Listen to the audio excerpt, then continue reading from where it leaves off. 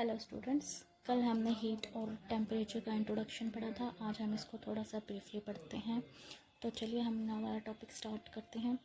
तो पहला शब्द कहे या पहली तस्वीर हमारे दिमाग में जो आती है हीट का नाम सुनते ही, तो वो होती है आग। असल में यह सिर्फ आपके साथ नहीं हो रहा है, बल्कि हम में से कई लोगों के साथ यही हो रहा है। पर इसके पीछे की वजह क्या है? असल में इसके पीछे की वजह है हीट का इतिहास। असल में हीट को समझने में बहुत वक्त लगता है। कभी इसे लिक्विड की तरह माना जाता है, कभी इसे कुछ माना जाता है। कई लोग कुछ समझते हैं, कोई कुछ समझते हैं। तो होता ये है कि हीट को जो एक्चुअल डेफिनेशन होती है उसको हम समझ ही नहीं पाते, और हीट के हम अलग अलग डेफिनेशंस देनी शुरू कर देते हैं।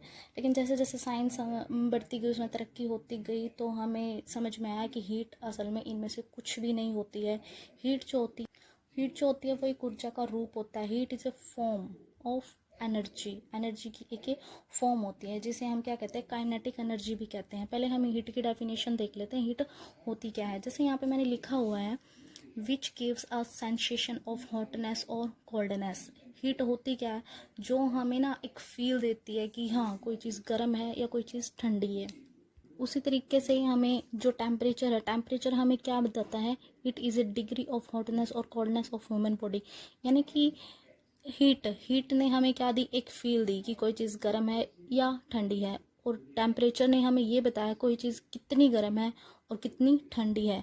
तो ये हो गया इनमें डिफरेंस। अब इनको थोड़ा सा और अच्छे तरीके से पढ़ते हैं। डेफिनेशन देख लेते हैं। Heat of an object is total energy of the molecular motion inside that object.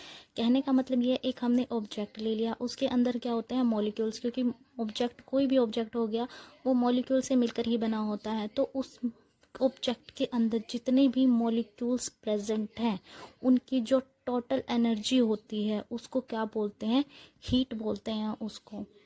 देखते हैं temperature is the average heat of the molecules in a substance.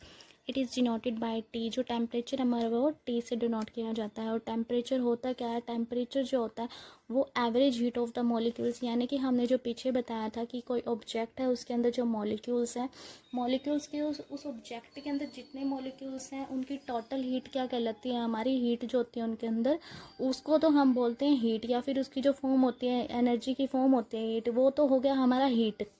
लेकिन टेम्परेचर के केस में क्या होगा? जो ये ईच मॉलिक्यूल्स की जो एवरेज हीट होगी ना, वो क्या होगा? हमारा टेम्परेचर। इसको हम किससे डिनोट करते हैं? टी से। इसका डिफरेंस और अच्छे से समझने के लिए एक एग्जांपल लेते हैं हम। यहाँ पे हमने कोई ऑब्जेक्ट लिया सॉलिड स्टेट में, उसके जो मॉलिक्यूल्स हैं वो एक दूसरे से टाइटली बाउंड है, उनके बीच में कोई स्पेस नहीं है। जैसे हमने इनको हीट देनी शुरू की, इनके जो बॉन्ड है वो ब्रेक हो जाते हैं और वो लिक्विड फॉर्म में आ जाते हैं। और जो उसके मॉलिक्यूल्स होते हैं उनमें कोलिजन होना शुरू हो जाता है, और उनके कोलिजन से जो एनर्जी जनरेट होती है उसको हम क्या बोलते हैं? Kinetic energy.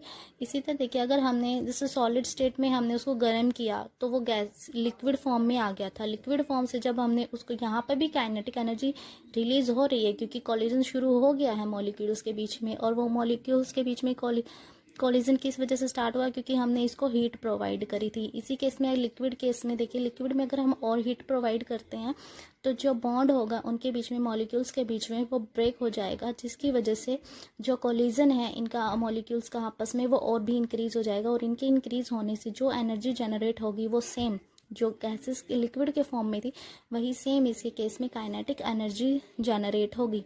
तो हम यहाँ से हमारा क्या कंक्लूजन निकलता है कि जो हीट है वो लो एनर्जी से हाई एनर्जी स्टेट की तरफ जाती है।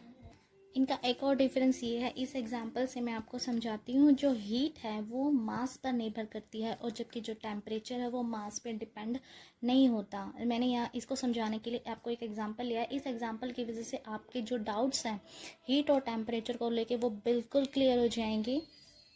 जैसे हमने एक बाल्टी गर्म पानी में से एक गिलास गर्म पानी निकाले, तो उन दोनों बर्तनों में पानी का जो टेम्परेचर होगा वो एक टाइम के लिए, उस टाइम के लिए बिल्कुल सेम होगा। यानी कि इस ग्लास, जो हमने इस बकेट में से पानी लिया था, वो भी हमारा 50 डिग्री सेल्सियस है, और जो हमने इस बकेट में पानी है वो भी हमारा कितना है? 50 डिग्री सेल्सियस है। यानी कि इन दोनों का जो टेम्परेचर है वो कितना है? बिल्कुल सेम है। लेकिन यहाँ पे टेम्परेचर और हीट में देखिए डिफरेंस क्या आता है। इन दोनों का टेम्परेचर क्या है, बिल्कुल सेम है, लेकिन इनकी जो हीट है उनमें बहुत डिफरेंस है, क्योंकि यहाँ पे क्या है, लेस हीट होगी किसकी, ग्लास वाले पानी की, और जो मोर हीट होगी वो किसकी होगी, वो होगी इस बकेट वाले पानी की। इसका रीज़न मैंने यहाँ पे लिखा हुआ है ऑलरेडी, क्योंकि जो मोर हीट होगी वो बकेट की क्यों होगी, क्योंकि इसमें जो मॉलिक्यूल्स हैं वो ज़्यादा अमाउंट में है, और इस ग्लास वाटर में जो मॉलिक्यूल्स है वो लेस अमाउंट में है। इसलिए यहाँ से ये कंक्लूज़न हमारा बिल्कुल अच्छे तरीके से क्लैरिफाई हो गया कि भले ही दोनों का टेम्परेचर सेम हो, लेकिन ये ज़रूरी नहीं होता कि दोनों की एनर्जी भी सेम होगी। मैंने यहाँ पे कुछ डिफरेंस लिखे हुए हैं इनके, आप चाहे तो अपनी नोटबुक में नोट भी कर सकते हैं इनको। हीट, इट डिपेंड ऑन मास, मैंने अभी बकेट वाले एग्जांपल से आपको क्लैरिफाई कर। टेम्परेचर, इट डजंट, यानी कि ये मास पे डिपेंड नहीं करती। Heat is the total kinetic energy and potential energy obtained by molecule in an object, यानी कि जो मैंने एग्जांपल लिया था वो मॉलिक्यूल्स वाला, कि वो जो टोटल एनर्जी होती है वो हमारी क्या होती है, हीट होती है, और टेम्परेचर क्या होता है, वो average kinetic energy of molecule होता है। थर्ड है हमारा इसमें, it has a working ability, it doesn't. Fourth है हमारा, एसआई यूनिट क्या होती है हमारी हीट की, उसको हम जूल में मापते हैं, और टेम्परेचर को हम किस में करते हैं, केल्विन में। फिफ्थ हमारा है, it is measured by calorimeter, जो हमारी हीट है उसको हम कैलोरीमीटर से मापते हैं, और जो टेम्परेचर होता है हमारा उसको हम थर्मामीटर से, जैसे कि फीवर के केस में होता है, फीवर में जब हमारा टेम्परेचर फीवर हो जाता है हमें तो तब हम थर्मामीटर की हेल्प से उसको चेक करते हैं कि वो कितने डिग्री सेल्सियस या कितने डिग्री फ़ारेनहाइट हो गया है।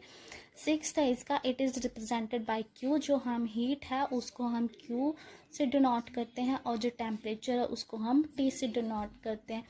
आई होप आपको हीट और टेम्परेचर के बारे में जो भी कन्फ्यूज़न थी वो दूर हो गई होगी। अगर कोई भी आपको इसमें दिक्कत आ रही है तो आप कमेंट बॉक्स में कमेंट करके अपनी प्रॉब्लम शेयर कर सकते हैं। Thank you so much.